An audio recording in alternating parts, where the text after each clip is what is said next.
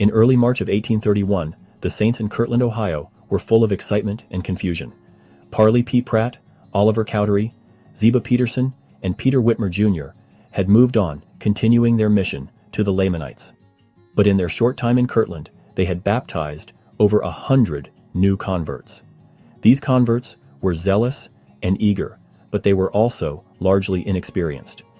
Many of them came from frontier religious movements, where emotionalism and erratic spiritual demonstrations were common. They had no church handbooks, no organized teaching programs, and most of them didn't even have a copy of the Book of Mormon yet. Still, they believed. They gathered in small homes and barns. They prayed. They tried to organize meetings. But as they sought the Spirit, some struggled to know what was truly from God.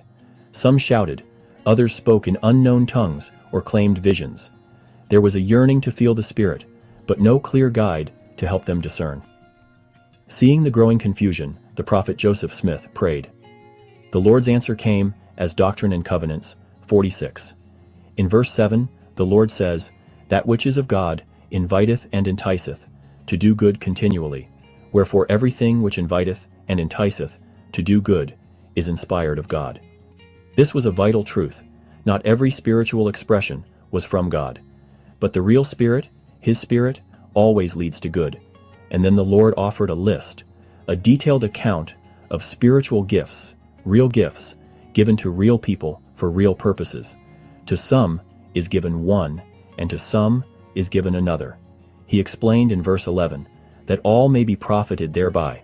The saints may have felt lost, but the Lord was building something solid, line upon line. He wanted them to know that spiritual gifts were not about signs or spectacle. They were tools for building the church, and each saint had a part to play. In the same revelation, the Lord also gave an instruction that may seem small to us today, but it meant everything to those early members. He said, "Ye are commanded never to cast anyone out from your public meetings." Verse 3. This was a radical idea. At the time, many religious groups limited who could attend their services, but not the restored Church of Christ.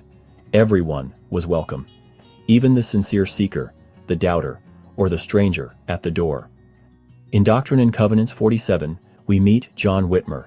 He didn't ask for a calling, but the Lord needed someone to begin keeping a history of the church, a record that would last.